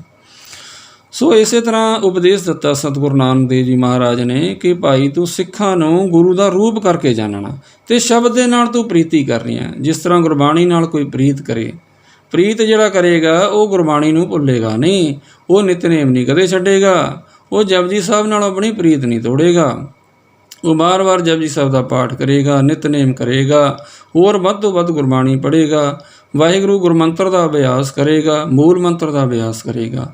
ਸੋ ਇਹ ਪ੍ਰੀਤ ਵਾਲਿਆਂ ਦੀਆਂ ਗੱਲਾਂ ਹੁੰਦੀਆਂ ਹਨ। ਸੋ ਐਸਾ ਉਪਦੇਸ਼ ਸਤਿਗੁਰੂ ਨਾਨਕ ਦੇਵ ਮਹਾਰਾਜ ਜੀ ਨੇ ਬਖਸ਼ਿਸ਼ ਕੀਤਾ ਕਿ ਤੂੰ ਸਿੱਖਾਂ ਨੂੰ ਗੁਰੂ ਦਾ ਰੂਪ ਕਰਕੇ ਜਾਣਾ, ਗੁਰਦੇਵ ਦਾ ਰੂਪ ਜਾਣਨਾ ਅਤੇ ਸ਼ਬਦ ਦੇ ਨਾਲ ਤੂੰ ਪ੍ਰੀਤੀ ਕਰਨੀ ਹੈ ਅਤੇ ਫਿਰ ਤੂੰ ਕੀਰਤਨ ਕਰਨਾ ਹੈ। ਸੋ ਰਾਗ ਦੇ ਵਿੱਚ ਕੀਰਤਨ ਕਰਨਾ। ਜੇ ਕੀਰਤਨ ਨਹੀਂ ਆਉਂਦਾ ਤਾਂ ਕੀਰਤਨ ਭਾਈ ਸੁਣਨਾ ਹੈ। ਤਾਂ ਕੀਰਤਨ ਨੂੰ ਸੁਣੋ, ਭਾਵੇਂ ਕੀਰਤਨ ਕਰੋ, ਲਾਭ ਪੂਰਾ ਹੀ ਮਿਲਦਾ ਹੈ। ਮਹਾਰਾਜ ਆਖਦੇ ਨੇ, ਕੋਈ ਗਾਵੈ ਕੋ ਸੁਣਾਏ, ਹਰ ਨਾਮਾ ਚਿਤ ਲਾਏ। ਕਹਿਤ ਕਬੀਰ ਸੰਸਾ ਨਹੀਂ, ਅੰਤ ਪਰਮ ਗਤ ਪਾਹੇ। ਹਰ ਕੀਰਤਨ ਸੁਣੈ, ਹਰ ਕੀਰਤਨ ਗਾਵੈ, ਤਿਸ ਜਨ ਦੁਖ ਨਿਕਟ ਨਹੀਂ ਆਵੈ। ਜਿਹੜਾ ਕੀਰਤਨ ਨੂੰ ਸੁਣਦਾ ਅਤੇ ਜਾਂ ਕੀਰਤਨ ਨੂੰ ਗਾਉਂਦਾ ਹੈ, ਮਹਾਰਾਜ ਕਹਿੰਦੇ ਉਸ ਦੇ ਪਾਸ ਕਿਸੇ ਪ੍ਰਕਾਰ ਦਾ ਕੋਈ ਦੁੱਖ ਨਹੀਂ ਆਉਂਦਾ ਹੈ। ਸ਼ਰਤ ਇਹ ਹੈ ਕਿ ਅਸੀਂ ਧਿਆਨ ਲਾ ਕੇ ਸੁਣੀਏ, ਸਾਡਾ ਮਨ ਇੱਧਰ ਉੱਧਰ ਨਾ ਭਟਕੇ। ਸੋ ਤੁਸੀਂ ਜਾਣੀ ਕੀਰਤਨ ਨੂੰ ਰਾਗ ਦੇ ਵਿੱਚ ਗਾਉਣਾ ਹੈ ਅਤੇ ਧਰਮ ਦੀ ਤੁਸੀਂ ਕਿਰਤ ਕਰਨੀ ਹੈ। ਅਗਲਾ ਉਪਦੇਸ਼ ਦਿੱਤਾ ਮਹਾਰਾਜ ਨੇ ਕਿ ਧਰਮ ਦੀ ਕਿਰਤ ਕਰਨੀ ਹੈ, ਕਿ ਮੰਗ ਕੇ ਨਹੀਂ ਖਾਣਾ, ਅਤੇ ਆਪਣੇ ਧਰਮ ਦੀ ਕਿਰਤ ਸੱਚੀ ਸੁੱਚੀ ਤੁਸੀਂ ਕਿਰਤ ਕਰਨੀ ਹੈ। ਅਤੇ ਸਿੱਖਾਂ ਨੂੰ ਅਤੇ ਤਨ ਮਨ ਧਨ ਨਾਲ ਉਹਨਾਂ ਨੂੰ ਤੁਸੀਂ ਰਝਾਉਣਾ, ਉਹਨਾਂ ਨੂੰ ਪ੍ਰਸੰਨ ਕਰਨਾ, ਖੁਸ਼ ਕਰਨਾ। ਕਿਉਂਕਿ ਸਿੱਖਾਂ ਨੂੰ ਜੇ ਕੋਈ ਸਿੱਖ ਖੁਸ਼ ਕਰੇਗਾ ਤਾਂ ਉਸ ਵਿੱਚ ਗੁਰੂ ਦੀ ਪ੍ਰਸੰਨਤਾ ਹੁੰਦੀ ਹੈ। ਜੇ ਕੋਈ ਸਿੱਖ ਨੂੰ ਕੋਈ ਨਿਰਾਦਰ ਕਰੇਗਾ ਤਾਂ ਗੁਰੂ ਤੋਂ ਵੀ ਸਿੱਖ ਦੀ ਦੂਰੀ ਹੋ ਜਾਂਦੀ ਹੈ। ਗੁਰੂ ਦਾ ਮਨ ਉਸ ਸਿੱਖ ਉੱਪਰ ਪ੍ਰਸੰਨ ਨਹੀਂ ਹੁੰਦਾ। ਸੋ ਸਿੱਖਾਂ ਦੇ ਵਿੱਚ ਜਾਣੀ ਗੁਰੂ ਦਾ ਰੂਪ ਦੇਖਣਾ, ਤਨ ਮਨ ਧਨ ਨਾਲ ਸੇਵਾ ਕਰਨੀ ਹੈ। ਸੋ ਇਸ ਤਰ੍ਹਾਂ ਕਰਕੇ ਭਾਈ ਮੂਲਾ ਕੀੜ ਜੀ ਨੇ ਐਸਾ ਉਪਦੇਸ਼ ਸਤਿਗੁਰੂ ਨਾਨਕ ਦੇਵ ਮਹਾਰਾਜ ਜੀ ਦਾ ਪਾਇਆ ਹੈ। ਸੋ ਐਸਾ ਉਪਦੇਸ਼ ਪਾ ਕੇ ਭਾਈ ਮੂਲਾ ਕੀੜ ਜੀ ਦਾ ਜੀਵਨ ਪੂਰਨ ਗੁਰਸਿੱਖਾਂ ਵਾਲਾ ਜੀਵਨ ਬਣ ਗਿਆ ਹੈ। ਸੋ ਇਸ ਤਰ੍ਹਾਂ ਕਰਕੇ ਆਪਣੀ ਧਰਮ ਦੀ ਕਿਰਤ ਕਰਦਾ ਹੈ, ਗੁਰਸਿੱਖਾਂ ਦੀ ਸੇਵਾ ਕਰਦਾ ਹੈ, ਤਨ ਮਨ ਧਨ ਨਾਲ ਸੇਵਾ ਕਰਦਾ ਹੈ, ਗੁਰਬਾਣੀ ਨੂੰ ਗਾਉਂਦਾ ਹੈ, ਗੁਰਬਾਣੀ ਨੂੰ ਪੜ੍ਹਦਾ ਹੈ। ਸੋ ਗੁਰੂ ਦਾ ਰੂਪ ਜਾਣ ਕੇ ਸਿੱਖਾਂ ਨੂੰ ਜਾਣਦਾ ਹੈ। ਜਿਵੇਂ ਗੁਰੂ ਗੋਬਿੰਦ ਸਿੰਘ ਮਹਾਰਾਜ ਜੀ ਦਾ ਵੀ ਹੁਕਮ ਹੈ, ਖਾਲਸਾ ਮੇਰੋ ਰੂਪ ਹੈ ਖਾਸ, ਖਾਲਸੇ ਮੈਂ ਹੋਂ ਕਰੋ ਨਿਵਾਸ। ਸੋ ਇਸ ਤਰ੍ਹਾਂ ਕਰਕੇ ਜਾਣੀ ਖਾਲਸਾ ਗੁਰੂ ਦਾ ਹੀ ਰੂਪ ਹੁੰਦਾ ਹੈ, ਜੋ ਸਿੱਖ ਹੁੰਦਾ ਹੈ ਗੁਰੂ ਦਾ ਰੂਪ ਹੁੰਦਾ ਹੈ। ਸੋ ਇਸ ਤਰ੍ਹਾਂ ਕਰਕੇ ਦਿਨ ਰਾਤ ਉਹ ਸੇਵਾ ਵਿੱਚ ਹਰ ਸਮੇਂ ਤਤਪਰ ਰਹਿੰਦਾ ਹੈ। ਉਸ ਦੇ ਮਨ ਵਿੱਚ ਚਾਹਤ ਰਹਿੰਦੀ ਹੈ ਕਿ ਕੋਈ ਗੁਰਸਿੱਖ ਮੇਰੇ ਘਰ ਆਵੇ, ਮੈਂ ਉਸ ਦੀ ਸੇਵਾ ਕਰਾਂ। ਸੋ ਲੋੜਵੰਦ ਨੂੰ ਉਹ ਪ੍ਰਸ਼ਾਦ, ਮਹਾਰਾਜ ਨੇ ਆਖਿਆ ਕਿ ਕੋਈ ਵੀ ਲੋੜਵੰਦ ਸੀ ਉਸ ਨੂੰ ਤੁਸੀਂ ਪ੍ਰਸ਼ਾਦ ਦੇਣਾ ਹੈ, ਉਸ ਨੂੰ ਤੁਸੀਂ ਪ੍ਰਸ਼ਾਦਾ ਪਾਣੀ ਛਕਾਉਣਾ। ਕਿਸੇ ਨੂੰ ਵਸਤਰ ਦੀ ਲੋੜ ਹੈ, ਉਸ ਨੂੰ ਵਸਤਰ ਦੇਣੇ ਹਨ। ਕਿਸੇ ਨੂੰ ਪੈਸੇ ਦੀ ਲੋੜ ਹੈ, ਕਿਸੇ ਗੁਰਸਿੱਖ ਨੂੰ, ਉਸ ਨੂੰ ਤੁਸੀਂ ਪੈਸੇ ਦੇਣੇ ਨੇ। ਸੋ ਇਸ ਤਰ੍ਹਾਂ ਕਰਕੇ ਜਾਣੀ ਗੁਰਸਿੱਖਾਂ ਦੀ ਭਾਈ ਤੂੰ ਸੇਵਾ ਕਰਨੀ ਹੈ। ਗੁਰਸਿੱਖਾਂ ਦੀ ਸੇਵਾ ਕਰੇਗਾ ਉਹ ਸਮਝ ਲਓ ਸਾਡੀ ਹੀ ਸੇਵਾ ਹੈ। ਸ਼੍ਰੀ ਗੁਰੂ ਨਾਨਕ ਦੇਵ ਮਹਾਰਾਜ ਜੀ ਨੇ ਐਸਾ ਸ਼ੁਭ ਉਪਦੇਸ਼ ਬਖਸ਼ਿਸ਼ ਕੀਤਾ ਹੈ। ਸੋ ਇਸ ਤਰ੍ਹਾਂ ਕਰਕੇ ਬੇਅੰਤ ਸਿੱਖ ਭਾਈ ਮੂਲਾ ਕੀੜ ਜੀ ਦੇ ਘਰ ਵਿੱਚ ਆਉਂਦੇ ਜਾਂਦੇ ਰਹਿੰਦੇ ਹਨ। ਸੋ ਉਹਨਾਂ ਦੀ ਉਹ ਸੇਵਾ ਕਰਦਾ ਰਹਿੰਦਾ ਹੈ। ਸੋ ਸਾਰੇ ਇਲਾਕੇ ਵਿੱਚ ਬਹੁਤ ਜ਼ਿਆਦਾ ਇਹ ਗੱਲ ਫੈਲ ਗਈ ਕਿ ਭਾਈ ਮੂਲਾ ਕੀੜ ਜੀ ਬਹੁਤ ਵਧੀਆ ਗੁਰੂ ਨਾਨਕ ਸਾਹਿਬ ਮਹਾਰਾਜ ਜੀ ਦਾ ਸਿੱਖ ਹੈ। ਸੋ ਇਸ ਗੱਲ ਨੂੰ ਵਾਚਦੇ ਹੋਏ ਹੀ ਇੱਕ ਕੋਈ ਪਖੰਡੀ ਸਿੱਖ ਆਇਆ ਸ੍ਰੀ ਗੁਰੂ ਨਾਨਕ ਦੇਵ ਮਹਾਰਾਜ ਜੀ ਦੇ ਇਸ ਸਿੱਖ ਭਾਈ ਮੂਲਾ ਕੀੜ ਜੀ ਦੇ ਘਰ ਵਿਖੇ। ਹੈਗਾ ਉਹ ਠੱਗ ਸੀ, ਪਰ ਉਸ ਨੂੰ ਗੁਰਬਾਣੀ ਵੀ ਕੰਠ ਸੀ, ਗੁਰਬਾਣੀ ਕੰਠ ਸੀ ਉਸ ਨੂੰ, ਸਿੱਖਾਂ ਵਾਲਾ ਉਸ ਦਾ ਲਿਬਾਸ ਸੀ। ਉਹ ਮੂਲੇ ਕੀੜ ਦੇ ਘਰ ਵਿੱਚ ਆਇਆ। ਸੋ ਆਪਾਂ ਹੁਣ ਵੀ ਦੇਖਦੇ ਹਾਂ ਬਹੁਤ ਸਿੱਖਾਂ ਨੂੰ ਗੁਰਬਾਣੀ ਵੀ ਕੰਠ ਹੈ, ਪਰ ਉਹਨਾਂ ਦਾ ਮਨ ਫਿਰ ਵੀ ਕਈਆਂ ਦਾ ਚੰਚਲ ਹੁੰਦਾ। ਸੋ ਮਨ ਉਹਨਾਂ ਦਾ ਕਪਟ ਨਾਲ ਭਰਿਆ ਹੋਇਆ ਹੁੰਦਾ ਹੈ। ਸੋ ਇਸ ਤਰ੍ਹਾਂ ਨਹੀਂ ਹੋਣਾ ਚਾਹੀਦਾ। ਮਨ ਜੋ ਜੈਸਾ ਜੋ ਗੁਰਬਾਣੀ ਆਖਦੀ ਹੈ, ਸਾਡਾ ਮਨ ਉਸ ਤਰ੍ਹਾਂ ਦਾ ਹੀ ਹੋਣਾ ਚਾਹੀਦਾ ਹੈ। ਗੁਰੂ ਦੀ ਸਾਨੂੰ ਸਿੱਖਿਆ ਉੱਪਰ ਜਾਣੀ ਚੱਲਣਾ ਚਾਹੀਦਾ ਹੈ। ਜੇ ਮਨ ਸਿੱਖਿਆ ਉੱਪਰ ਨਹੀਂ ਚੱਲਦਾ ਤਾਂ ਗੁਰੂ ਨੂੰ ਅਰਦਾਸ ਕਰੋ ਕਿ ਸੱਚੇ ਪਾਤਸ਼ਾਹ ਮਹਾਰਾਜ ਜੀ, ਮੈਂ ਆਪ ਜੀ ਦੀ ਬਾਣੀ ਵੀ ਪੜ੍ਹਦਾ, ਮੈਂ ਨਾਮ ਵੀ ਜਪਦਾ, ਪਰ ਸੱਚੇ ਪਾਤਸ਼ਾਹ ਮਹਾਰਾਜ ਜੀ ਮੇਰਾ ਮਨ ਫਿਰ ਵੀ ਬਾਹਰ ਬਹੁਤ ਜ਼ਿਆਦਾ ਭਟਕਦਾ ਹੈ। ਸੱਚੇ ਪਾਤਸ਼ਾਹ ਜੀ ਮੇਰੇ ਉੱਪਰ ਕਿਰਪਾ ਕਰੋ। ਗੁਰੂ ਨਾਨਕ ਸਾਹਿਬ ਮਹਾਰਾਜ ਜੀ ਆਪ ਜੀ ਕਿਰਪਾ ਕਰੋ, ਮੇਰਾ ਭਰਿਆ ਸਿਰ 'ਤੇ ਮੇਰੇ ਹੱਥ ਰੱਖੋ। ਆਪ ਜੀ ਦਾ ਮੇਰਾ ਭਰਿਆ ਜਦੋਂ ਮੇਰੇ ਸਿਰ 'ਤੇ ਹੱਥ ਟੇਕੇਗਾ ਤਾਂ ਮਹਾਰਾਜ ਜੀ ਮੇਰੇ ਮਨ 'ਚੋਂ ਸਾਰੇ ਵਿਕਾਰ ਨੱਠ ਜਾਣਗੇ। ਸੋ ਇਸ ਤਰ੍ਹਾਂ ਕਰਕੇ ਸਾਨੂੰ ਬੇਨਤੀਆਂ ਕਰਨੀਆਂ ਚਾਹੀਦੀਆਂ ਹਨ। ਪਰ ਉਹ ਜੋ ਪਖੰਡੀ ਸਿੱਖ ਸੀ, ਜੋ ਉਹ ਠੱਗ ਸੀ, ਚੋਰ ਸੀ, ਉਹ ਭਾਈ ਮੂਲਾ ਕੀੜ ਜੀ ਦੇ ਘਰ ਵਿੱਚ ਆਇਆ। ਭਾਈ ਮੂਲਾ ਕੀੜ ਜੀ ਨੇ ਉਸ ਦਾ ਸਿੱਖ ਜਾਣ ਕੇ ਬਹੁਤ ਸੇਵਾ ਕੀਤੀ, ਟਹਿਲ ਕੀਤੀ ਉਸ ਦੇ ਸਿੱਖ ਦੀ। ਰਾਤ ਨੂੰ ਉਸ ਨੂੰ ਰਹਿਣ ਵਾਸਤੇ ਜਗ੍ਹਾ ਦਿੱਤੀ। ਉਸਨੇ ਕੀਰਤਨ ਸੋਹਲੇ ਦਾ ਪਾਠ ਵੀ ਕੀਤਾ, ਬਾਣੀ ਜਾਣੀ ਉਸਨੇ ਸੁਣਾਈ। ਭਾਈ ਮੂਲਾ ਕੀੜ ਜੀ ਨੇ ਪਿਆਰ ਦੇ ਨਾਲ ਬਾਣੀ ਨੂੰ ਸੁਣਿਆ।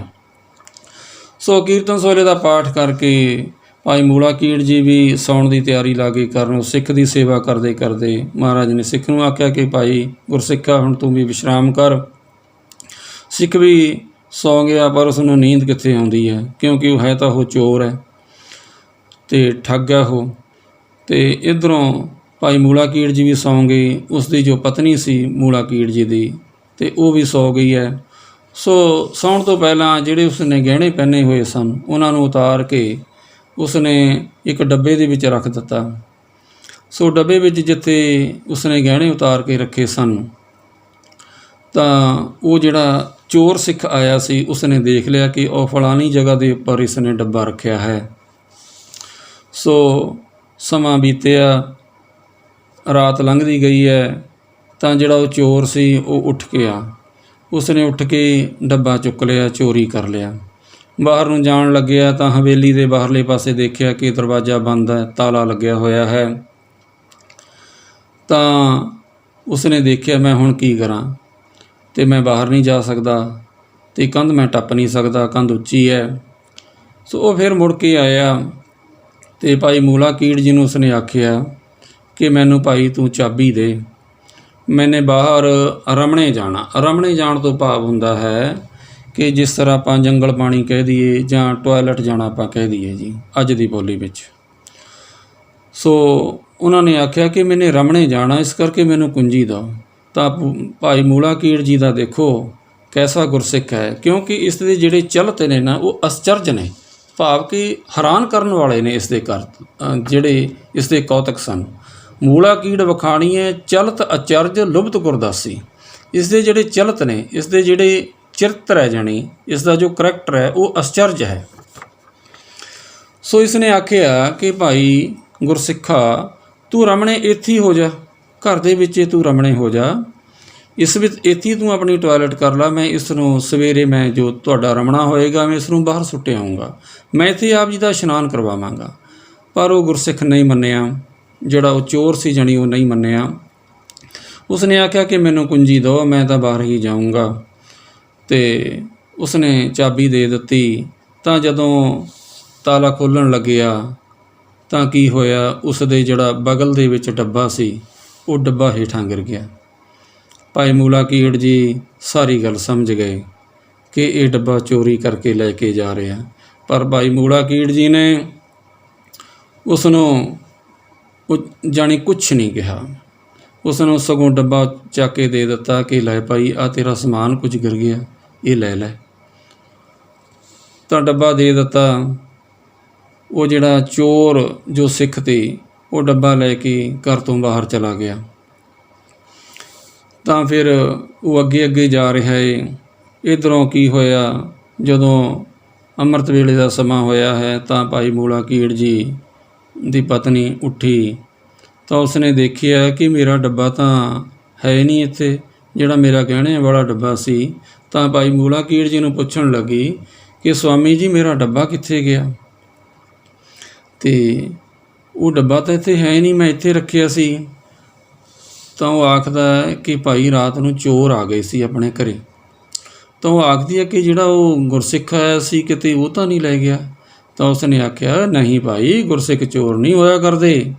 ਜਾਣੀ ਉਸਨੇ ਪਰਦਾ ਪਾਇਆ, ਉਸ ਦਾ ਪਰਦਾ ਟਕਿਆ, ਜਾਣੀ ਉਸਨੇ ਭਾਵੇਂ ਉਹ ਚੋਰ ਹੀ ਸੀ। ਅਤੇ ਭਾਈ ਮੂਲਾ ਕੀੜ ਜੀ ਨੇ ਆਪਣੀ ਪਤਨੀ ਨੂੰ ਵੀ ਇਹ ਗੱਲ ਨਹੀਂ ਦੱਸੀ, ਜਾਣੀ ਸਿੱਖ ਦੇ ਜੀਵਨ ਉੱਪਰ ਪਰਦਾ ਪਾਇਆ। ਅਤੇ ਉਹਨੂੰ ਆਖਿਆ ਕਿ ਭਾਈ ਚੋਰ ਆ ਗਏ ਸੀ। ਉਹ ਸਿੱਖ ਤਾਂ ਸਗੋਂ ਬਦਨਾਮੀ ਤੋਂ ਬਚਣ ਦਾ ਮਾਰਿਆ ਉਹ ਵੀ ਅੰਮ੍ਰਿਤ ਵੇਲੇ ਹੀ ਉੱਠ ਕੇ ਚਲਾ ਗਿਆ ਸੀ ਕਿ ਕਿਤੇ ਮੇਰੇ 'ਤੇ ਕੋਈ ਦੋਸ਼ ਨਾ ਲੱਗ ਜਾਵੇ ਕਿ ਮੈਨੇ ਚੋਰੀ ਕੀਤੀ ਹੈ। ਸਿੱਖ ਤਾਂ ਉਹ ਡਰਦਾ ਮਾਰਿਆ, ਬਦਨਾਮੀ ਤੋਂ ਬਚਦਾ ਮਾਰਿਆ ਹੋਇਆ, ਉਹ ਤਾਂ ਪਹਿਲਾਂ ਹੀ ਚਲਾ ਗਿਆ। ਤੂੰ ਕੋਈ ਗੱਲ ਨਹੀਂ, ਫਿਕਰ ਨਾ ਕਰ, ਮੈਂ ਤੈਨੂੰ ਹੋਰ ਗਹਿਣੇ ਬਣਵਾ ਦੇਵਾਂਗਾ। ਸੋ ਇਸ ਤਰ੍ਹਾਂ ਕਰਕੇ ਇੱਕ ਦੂਜੇ ਨੂੰ ਸਮਝਾਉਂਦੇ ਨੇ। ਅੰਮ੍ਰਿਤ ਵੇਲਾ ਹੋਇਆ, ਇਸ਼ਨਾਨ ਕੀਤਾ, ਨਾਮ ਜਪਿਆ ਦੋਨਾਂ ਜੀਆਂ ਨੇ, ਬਾਣੀ ਪੜ੍ਹੀ। ਸੋ ਹੁੰਦਾ ਕੀ ਹੈ, ਜਿਹੜਾ ਉਹ ਚੋਰ ਸਿੱਖ ਤੇ ਉਹ ਜਦੋਂ ਗਹਿਣੇ ਲੈ ਕੇ ਉਹ ਬਾਹਰ ਨੂੰ ਚਲਾ ਗਿਆ ਤਾਂ ਕੁਝ ਦੂਰ ਤੱਕ ਗਿਆ ਤਾਂ ਕੀ ਦੇਖਦਾ, ਅੱਗੇ ਜਾਂਦਾ ਤਾਂ ਅੰਨ੍ਹਾ ਹੋ ਜਾਂਦਾ, ਅੱਗੇ ਨੂੰ ਜਾਂਦਾ ਤਾਂ ਅੰਨ੍ਹਾ ਹੋ ਜਾਂਦਾ, ਪਿੱਛੇ ਨੂੰ ਮੁੜਦਾ ਤਾਂ ਉਸ ਨੂੰ ਦੇਖਣ ਲੱਗ ਜਾਂਦਾ। ਉਸ ਦੇ ਮਨ ਵਿੱਚ ਸੱਟ ਵੱਜੀ ਕਿ ਮਨਾ ਭਾਈ ਮੂਲਾ ਕੀੜ ਜੀ ਨੇ ਸਭ ਕੁਝ ਦੇਖ ਲਿਆ ਸੀ, ਉਸ ਨੇ ਦੇਖਣ ਦੇ ਬਾਵਜੂਦ ਵੀ ਮੈਨੂੰ ਕੁਝ ਨਹੀਂ ਕਿਹਾ, ਅਤੇ ਤੂੰ ਕਿਤਨਾ ਗਲਤ ਇਨਸਾਨ ਹੈ, ਤੂੰ ਕਿਤਨਾ ਮਾੜਾ ਇਨਸਾਨ ਹੈ। ਉਸ ਨੇ ਸਭ ਕੁਝ ਜਾਣਦੇ ਹੋਏ ਵੀ ਮੈਨੂੰ ਕੁਛ ਨਹੀਂ ਆਖਿਆ। ਮੇਰੀ ਉਹਨਾਂ ਨੇ ਸੇਵਾ ਕੀਤੀ ਹੈ, ਮੈਨੂੰ ਰਾਤ ਰੱਖਿਆ, ਮੈਨੂੰ ਪ੍ਰਸ਼ਾਦਾ ਛਕਾਇਆ, ਮੇਰੀ ਇਤਨੀ ਮਨ ਚਿੱਤ ਪ੍ਰਸੰਨ ਹੋ ਕਰਕੇ ਉਹਨਾਂ ਨੇ ਸੇਵਾ ਕੀਤੀ ਹੈ, ਅਤੇ ਮੈਂ ਕੀ ਕੰਮ ਕਰਦਾ ਫਿਰਦਾ? ਮੈਂ ਚੋਰੀਆਂ ਕਰਦਾ ਫਿਰਦਾ। ਦੇਖੋ ਗੁਰੂ ਨਾਨਕ ਸਾਹਿਬ ਮਹਾਰਾਜ ਜੀ ਆਪਣੇ ਸਿੱਖਾਂ ਦੀ ਇਉਂ ਪੈਜ ਰੱਖਦੇ ਨੇ। ਸੋ ਸ੍ਰੀ ਗੁਰੂ ਨਾਨਕ ਦੇਵ ਮਹਾਰਾਜ ਜੀ ਆਪਣੇ ਸਿੱਖਾਂ ਤੋਂ ਕੋਈ ਦੂਰ ਨਹੀਂ ਹੋਇਆ ਕਰਦੇ, ਸਿੱਖਾਂ ਦੇ ਅੰਗ ਸੰਗ ਹੀ ਹੁੰਦੇ ਹਨ। ਸੋ ਉਹ ਵੀ ਜਿਹੜਾ ਸਿੱਖ ਸੀ ਉਹ ਵੀ ਵਾਪਸ ਆ ਗਿਆ। ਸੋ ਭਾਈ ਮੂਲਾ ਕੀੜ ਜੀ ਤੋਂ ਉਸਨੇ ਮਾफ़ੀ ਆ ਕੇ ਮੰਗੀ ਕਿ ਭਾਈ ਮੂਲਾ ਕੀੜ ਜੀ ਮੇਰੇ ਤੋਂ ਗਲਤੀ ਹੋ ਗਈ। ਸੋ ਇਸ ਤਰ੍ਹਾਂ ਕਰਦੇ ਹੋਏ ਸਮਾਂ ਬਤੀਤ ਹੁੰਦਾ ਹੈ ਅਤੇ ਭਾਈ ਮੂਲਾ ਕੀੜ ਜੀ ਕੁਝ ਸਮਾਂ ਪਾ ਕੇ ਜਦੋਂ ਸ੍ਰੀ ਗੁਰੂ ਨਾਨਕ ਦੇਵ ਮਹਾਰਾਜ ਜੀ ਦੇ ਪਾਸ ਜਾਂਦੇ ਨੇ, ਹੋਰ ਸੰਗਤਾਂ ਦਾ ਇਕੱਠ ਹੋਇਆ ਜਾਂਦਾ ਹੈ, ਤਾਂ ਸ੍ਰੀ ਗੁਰੂ ਨਾਨਕ ਦੇਵ ਜੀ ਮਹਾਰਾਜ ਜੀ ਬਹੁਤ ਪ੍ਰਸੰਨ ਹੋਏ। ਸ੍ਰੀ ਗੁਰੂ ਨਾਨਕ ਦੇਵ ਸੱਚੇ ਪਾਤਸ਼ਾਹ ਮਹਾਰਾਜ ਜੀ ਪ੍ਰਸੰਨ ਚਿੱਤ ਹੋ ਕਰਕੇ ਮਹਾਰਾਜ ਨੇ ਗਲਵੱਕੜੀ ਵਿੱਚ ਲੈ ਲਿਆ ਕਿ ਭਾਈ ਮੂਲਾ ਕੀੜ ਜੀ, ਤੂੰ ਮਹਾਨ ਗੁਰਸਿੱਖ ਹੈ, ਤੂੰ ਮੇਰਾ ਪਰਦਾ ਟਕਿਆ ਹੈ ਅਤੇ ਗੁਰੂ ਤੇਰਾ ਪਰਦਾ ਟਕੇਗਾ। ਸੋ ਮਹਾਰਾਜ ਜੀ ਆਖਦੇ ਨੇ ਤੇ ਨਿਰਗੁਣ ਰਾਖ ਲੀਆ ਸੰਤਨ ਕਾ ਸਦਕਾ, ਸਤਿਗੁਰ ਢਾਕ ਲੀਆ ਮੋਹਿ ਪਾਪੀ ਪੜਦਾ। ਸੋ ਜੇ ਪਾਪੀਆਂ ਦਾ ਪਰਦਾ ਸਿੱਖ ਵੀ ਟਕਦਾ ਨਾ ਤਾਂ ਗੁਰੂ ਵੀ ਟਕਦਾ। ਸੋ ਜੇ ਸਿੱਖਾਂ ਦਾ ਪਰਦਾ ਟਕੇਗਾ ਤਾਂ ਗੁਰੂ ਅਵਸ਼ ਹੀ ਉਸ ਸਿੱਖ ਦਾ ਵੀ ਪਰਦਾ ਟਕੇਗਾ। ਕਿਉਂਕਿ ਅਸੀਂ ਆਮ ਇੱਕ ਸਿੱਖ ਹਾਂ, ਸਾਡੇ ਜੀਵਨ ਵਿੱਚ ਵੀ ਬਹੁਤ ਗਲਤੀਆਂ ਹੋ ਜਾਂਦੀਆਂ ਹਨ, ਪਰ ਜੇ ਅਸੀਂ ਗੁਰਸਿੱਖੀ ਵਿੱਚ ਸਹੀ ਢੰਗ ਨਾਲ ਚੱਲਾਂਗੇ ਤਾਂ ਸਾਡਾ ਵੀ ਗੁਰੂ ਜੀ ਪਰਦਾ ਢੱਕਣਗੇ। ਸੋ ਪਰ ਅਸੀਂ ਕੀ ਦੇਖਦੇ ਹਾਂ, ਕਿਸੇ ਸਿੱਖ ਵਿੱਚ ਕੋਈ ਗਲਤੀ ਹੁੰਦੀ ਹੈ, ਅਸੀਂ ਉਹਨਾਂ ਨੂੰ ਮੋਬਾਈਲਾਂ ਵਿੱਚ, ਅਖਬਾਰਾਂ ਵਿੱਚ ਉਹਨਾਂ ਦੀ ਅਸੀਂ ਭੰਡੀ ਕਰਦੇ ਹਾਂ, ਇਤਨੀ ਜ਼ਿਆਦਾ ਅਸੀਂ ਨਿੰਦਿਆ ਕਰਦੇ ਹਾਂ। ਅਤੇ ਇੱਕ ਸਿੱਖ ਵਿੱਚ ਜੇ ਇਤਨੇ ਜ਼ਿਆਦਾ ਗੁਣ ਨੇ, ਉਹਨਾਂ ਵਿੱਚੋਂ ਸਾਨੂੰ ਇੱਕ ਵੀ ਕੋਈ ਔਗਣ ਲੱਭ ਗਿਆ ਨਾ, ਅਸੀਂ ਉਸ ਨੂੰ ਵਾਰ-ਵਾਰ ਜਗ੍ਹਾ ਉੱਪਰ ਅਸੀਂ ਉਸ ਦੀ ਨਿੰਦਿਆ ਕਰਦੇ ਹਾਂ। ਜਾਣੀ ਅਸੀਂ ਚਿੱਕੜ ਉਛਾਲਦੇ ਹਾਂ, ਅਸੀਂ ਪਰਦਾ ਨਹੀਂ ਢੱਕਦੇ। ਆਪਣੇ ਜਨ ਕਾ ਪਰਦਾ ਢੱਕ ਹੈ, ਆਪਣੇ ਸੇਵਕ ਕੀ ਸਰਬਰ ਰੱਖ ਹੈ। ਆਪਣੇ ਜਾਣੀ ਜਿਹੜਾ ਜਨ ਹੈ, ਆਪਣਾ ਪਿਆਰਾ ਜੋ ਸਿੱਖ ਹੈ, ਉਸ ਦਾ ਮਹਾਰਾਜ ਜੀ ਪਰਦਾ ਢੱਕਦੇ ਨੇ। ਸੋ ਸਿੱਖ ਦਾ ਗੁਰੂ ਨਾਲ ਮਿਲਾਪ ਤਾਂ ਹੀ ਹੋ ਸਕਦਾ, ਜੋ ਗੁਣ ਗੁਰੂ ਵਿੱਚ ਨੇ ਉਹ ਗੁਣ ਜਦ ਸਿੱਖ ਵਿੱਚ ਗੁਣ ਹੋਣਗੇ ਤਾਂ ਗੁਰੂ ਅਤੇ ਸਿੱਖ ਦਾ ਮਿਲਾਪ ਹੋ ਜਾਏਗਾ। ਜਿਸ ਤਰ੍ਹਾਂ ਕਿ ਪਾਣੀ ਵਿੱਚ ਪਾਣੀ ਮਿਲ ਸਕਦਾ ਹੈ, ਪਾਣੀ ਵਿੱਚ ਪਾਣੀ ਮਿਲ ਕੇ ਇੱਕ ਰੂਪ ਹੋ ਜਾਂਦੇ ਨੇ, ਉਹਨਾਂ ਨੂੰ ਵੱਖਰਾ ਨਹੀਂ ਕੀਤਾ ਜਾ ਸਕਦਾ। ਨਾਨਕ ਲੀਨ ਭਇਓ ਗੋਬਿੰਦ ਸਿਉ, ਜਿਉ ਪਾਣੀ ਸੰਗ ਪਾਣੀ। ਜਿਸ ਤਰ੍ਹਾਂ ਪਾਣੀ ਵਿੱਚ ਪਾਣੀ ਮਿਲ ਕੇ ਇੱਕ ਰੂਪ ਹੁੰਦੇ ਹਨ, ਇਸੇ ਤਰ੍ਹਾਂ ਸਿੱਖ ਗੁਰੂ ਵਿੱਚ ਮਿਲ ਕੇ ਗੁਰੂ ਦਾ ਰੂਪ ਬਣ ਜਾਂਦੇ ਨੇ। ਸੋ ਇਸ ਤਰ੍ਹਾਂ ਕਰਕੇ ਹੀ ਭਾਈ ਮੂਲਾ ਕੀੜ ਜੀ ਗੁਰੂ ਦਾ ਰੂਪ ਬਣ ਗਿਆ। ਸੋ ਜੇ ਸਿੱਖ ਵਿੱਚ ਇਸ ਤਰ੍ਹਾਂ ਦਾ ਗੁਣ ਹੋਏਗਾ, ਸਾਂਝ ਕਰੀ ਜਾਏ ਗੁਣਾ ਕੀਰੀ। ਸੋ ਜੋ ਗੁਣ ਸਿੱਖ ਵਿੱਚ ਹੋਣ ਔਗਣ, ਅਤੇ ਗੁਰੂ ਵਿੱਚ ਨੇ ਸਦਾ ਹੀ ਗੁਣ ਨੇ, ਗੁਰੂ ਵਿੱਚ ਗੁਣਾਂ ਨਾਲ ਭਰਪੂਰ ਨੇ ਸਤਿਗੁਰੂ ਮਹਾਰਾਜ ਜੀ, ਤਾਂ ਸਿੱਖ ਦਾ ਗੁਰੂ ਨਾਲ ਮਿਲਾਪ ਹੋ ਹੀ ਨਹੀਂ ਸਕਦਾ। ਜੇ ਸਿੱਖ ਵਿੱਚ ਵੀ ਐਸੇ ਗੁਣ ਆਉਣਗੇ ਤਾਂ ਗੁਰੂ ਵਿੱਚ ਤਾਂ ਗੁਣ ਹੈਗੇ ਹੀ ਨੇ। ਵਿਣ ਗੁਣ ਕੀਤੇ ਭਗਤ ਨਾ ਹੋਏ, ਬਿਨਾਂ ਗੁਣਾਂ ਤੋਂ ਭਗਤੀ ਨਹੀਂ ਹੋ ਸਕਦੀ। ਸਭ ਗੁਣ ਤੇਰੇ ਮੈਂ ਨਾਹੀਂ ਕੋਏ। ਹੇ ਸਤਿਗੁਰੂ ਮਹਾਰਾਜ ਜੀ, ਸਾਰੇ ਗੁਣ ਤਾਂ ਤੇਰੇ ਹੀ ਨੇ, ਮੇਰੇ ਵਿੱਚ ਤਾਂ ਕੋਈ ਗੁਣ ਨਹੀਂ ਹੈ। ਸਭ ਗੁਣ ਤੇਰੇ ਮੈਂ ਨਾਹੀਂ ਕੋਏ, ਵਿਣ ਗੁਣ ਕੀਤੇ ਭਗਤ ਨਾ ਹੋਏ। ਬਿਨਾਂ ਗੁਣਾਂ ਤੋਂ ਭਗਤੀ ਨਹੀਂ ਹੋ ਸਕਦੀ ਹੈਗੀ। ਸੋ ਐਸੇ ਜਦ ਗੁਣ ਸਿੱਖ ਵਿੱਚ ਆ ਜਾਂਦੇ ਨੇ, ਉਹਨਾਂ ਨਾਲ ਜਦੋਂ ਉਹ ਪ੍ਰੇਮਾ ਭਗਤੀ ਕਰਦਾ ਹੈ, ਸੋ ਐਸੇ ਗੁਰਸਿੱਖ ਦਾ ਫਿਰ ਗੁਰੂ ਵਿੱਚ ਮਿਲਾਪ ਹੋ ਜਾਂਦਾ, ਗੁਰੂ ਵਿੱਚ ਉਹ ਮਿਲ ਜਾਂਦਾ ਹੈ ਸਿੱਖ। ਅਤੇ ਇਸ ਤਰ੍ਹਾਂ ਕਰਕੇ ਜਦੋਂ ਉਹ ਸਿੱਖ ਨਾਲ ਮਿਲਾਪ ਹੁੰਦਾ ਹੈ ਗੁਰੂ ਦਾ, ਤਾਂ ਫਿਰ ਜੋ ਸ਼ਬਦ ਹੈ, ਸੋ ਸ਼ਬਦ ਨਾਲ ਪਿਆਰ ਕਰਦਾ ਹੈ। ਸੋ ਪਿਆਰ ਕਰਦੇ ਹੋਏ ਉਸ ਗੁਰਸਿੱਖ ਦਾ ਮਹਾਰਾਜ ਜੀ ਫਿਰ ਪਰਦਾ ਢੱਕਦੇ ਨੇ। ਮਹਾਰਾਜ ਨੇ ਆਖਿਆ, ਤੂੰ ਮੇਰਾ ਪਰਦਾ ਢੱਕਿਆ ਹੈ ਅਤੇ ਗੁਰੂ ਤੇਰਾ ਪਰਦਾ ਢੱਕੇਗਾ। ਅਤੇ ਸਤਿਗੁਰ ਮਹਾਰਾਜ ਜੀ ਨੇ ਆਖਿਆ ਕਿ ਤੂੰ ਸ਼ਬਦ ਨਾਲ ਤੂੰ ਗੁਰੂ ਨੂੰ ਇੱਕੋ ਰੂਪ ਤੂੰ ਜਾਣਿਆ ਹੈ, ਤੂੰ ਸ਼ਬਦ ਨਾਲ ਪ੍ਰੇਮ ਕਰਦਾ, ਤੂੰ ਗੁਰੂ ਨਾਲ ਪ੍ਰੇਮ ਕਰਦਾ। ਸਤਿਗੁਰ ਮਹਾਰਾਜ ਜੀ ਦਾ ਜੋ ਸ਼ਬਦ ਹੈ, ਇਸ ਨੂੰ ਤੂੰ ਹਿਰਦਾ ਕਰਕੇ ਜਾਣਨਾ ਭਾਈ ਗੁਰਸਿੱਖਾ। ਅਤੇ ਔਰ ਪਹਿਲਾਂ ਸਰਵਣ ਕਰਨਾ ਹੈ, ਮੰਨਣ ਕਰਨਾ ਹੈ, ਫਿਰ ਉਸ ਨੂੰ ਆਪਣੇ ਹਿਰਦੇ ਵਿੱਚ ਧਾਰਨ ਕਰਨਾ ਹੈ। ਐਸਾ ਉਪਦੇਸ਼ ਉਹ ਜਿਹੜਾ ਚੋਰ ਸੀ ਉਸ ਨੂੰ ਵੀ ਬਖਸ਼ਿਸ਼ ਕੀਤਾ, ਜੋ ਠੱਗ ਆਇਆ ਸੀ ਉਹ ਵੀ ਨਾਲ ਲੈ ਕੇ ਆਇਆ ਸੀ ਭਾਈ ਮੂਲਾ ਕੀੜ ਜੀ। ਸੋ ਭਾਈ ਮੂਲਾ ਕੀੜ ਜੀ ਦੇ ਨਾਲ ਹੀ ਉਸ ਸਿੱਖ ਦਾ ਵੀ ਉਧਾਰ ਹੋ ਗਿਆ, ਉਹ ਵੀ ਪੂਰਨ ਰੂਪ 'ਚ ਗੁਰਸਿੱਖੀ ਜੀਵਨ ਵਿੱਚ ਆ ਗਿਆ, ਜੋ ਕਿ ਉਹ ਠੱਗ ਗੁਰਸਿੱਖ ਆਇਆ ਸੀ। ਸੋ ਇਸ ਤਰ੍ਹਾਂ ਕਰਕੇ ਭਾਈ ਮੂਲਾ ਕੀੜ ਜੀ ਦਾ ਐਸਾ ਪਵਿੱਤਰ ਜੀਵਨ ਹੈ, ਜਿਸ ਵਿੱਚ ਸਤਿਗੁਰੂ ਮਹਾਰਾਜ ਜੀ ਨੇ ਉਸ ਨੂੰ ਸ਼ੁਭ ਉਪਦੇਸ਼ ਦੀ ਬਖਸ਼ਿਸ਼ ਕੀਤੀ ਸੀ। ਸੋ ਉਸਨੇ ਉਪਦੇਸ਼ ਕਮਾਇਆ ਅਤੇ ਗੁਰੂ ਦਾ ਬਚਨ ਉਸਨੇ ਕਮਾਇਆ। ਸਤਿਗੁਰ ਬਚਨ ਤੁਮਾਰੇ ਨਿਰਗੁਣ ਨਿਸਤਾਰੇ। ਸੋ ਨਿਰਗੁਣਾਂ ਨੂੰ ਦਾ ਨਿਸਤਾਰਾ ਕਰ ਦਿੰਦੇ ਨੇ ਸਤਿਗੁਰਾਂ ਦੇ ਬਚਨ। ਜੋ ਵੀ ਸਤਿਗੁਰਾਂ ਦੇ ਬਚਨ ਦੀ ਕਮਾਈ ਕਰੇਗਾ ਉਸ ਦਾ ਨਿਸਤਾਰਾ ਹੋ ਜਾਏਗਾ। ਸੋ ਭਾਈ ਸਾਡਾ ਵੀ ਨਿਸਤਾਰਾ ਹੋ ਜਾਏਗਾ ਜੇ ਅਸੀਂ ਗੁਰਾਂ ਦੇ ਬਚਨ ਕਮਾਈਏ। ਸੋ ਉਹੀ ਬਚਨ ਨੇ ਸਤਿਗੁਰੂ ਨਾਨਕ ਦੇਵ ਮਹਾਰਾਜ ਜੀ ਦੇ ਜੋ ਉਸ ਸਮੇਂ ਹੋਏ ਸਨ। ਸੋ ਅੱਜ ਵੀ ਗੁਰਬਾਣੀ ਦੇ ਰੂਪ ਵਿੱਚ ਸ਼੍ਰੀ ਗੁਰੂ ਗ੍ਰੰਥ ਸਾਹਿਬ ਮਹਾਰਾਜ ਜੀ ਦੇ ਰੂਪ ਵਿੱਚ ਉਹ ਬਚਨ ਸਾਨੂੰ ਪ੍ਰਾਪਤ ਹੁੰਦੇ ਹਨ। ਅਸੀਂ ਵੀ ਸ਼੍ਰੀ ਗੁਰੂ ਗ੍ਰੰਥ ਸਾਹਿਬ ਮਹਾਰਾਜ ਜੀ ਦੇ ਉਪਦੇਸ਼ ਨੂੰ ਸੁਣੀਏ, ਮੰਨੀਏ ਅਤੇ ਕਮਾਈਏ। ਸਾਡਾ ਵੀ ਫਿਰ ਉਧਾਰ ਹੋ ਜਾਏਗਾ। ਸਾਧ ਸੰਗਤ ਜੀ, ਬੋਲਦਿਆਂ ਹੋਇਆਂ ਗਲਤੀਆਂ ਭੁੱਲਾਂ ਚੁੱਕਾਂ ਹੋ ਜਾਂਦੀਆਂ ਹਨ। ਸਤਿਗੁਰੂ ਮਹਾਰਾਜ ਜੀ ਬਖਸ਼ਿਸ਼ ਕਰਨ, ਬਖਸ਼ ਲੈਣ ਜੀ, ਅੱਗੋਂ ਵਾਸਤੇ ਸਮਰਥ ਬਖਸ਼ਣ। ਸੋ ਮਹਾਰਾਜ ਜੀ ਕਿਰਪਾ ਕਰਨ ਸਾਰੀਆਂ ਸੰਗਤਾਂ ਦੇ ਉੱਪਰ ਅਤੇ ਦਾਸ ਉੱਪਰ ਵੀ ਮਹਾਰਾਜ ਕਿਰਪਾ ਕਰਨ, ਗੁਰਸਿੱਖੀ ਵਾਲਾ ਜੀਵਨ ਬਖਸ਼ਿਸ਼ ਕਰਨ। ਸੋ ਬੋਲਦਿਆਂ ਹੋਇਆਂ ਗਲਤੀਆਂ ਭੁੱਲਾਂ ਚੁੱਕਾਂ ਦੀ ਖਿਮਾ ਬਖਸ਼ਣ ਜੀ। ਵਾਹਿਗੁਰੂ ਜੀ ਕਾ ਖਾਲਸਾ, ਵਾਹਿਗੁਰੂ ਜੀ ਕੀ ਫਤਿਹ।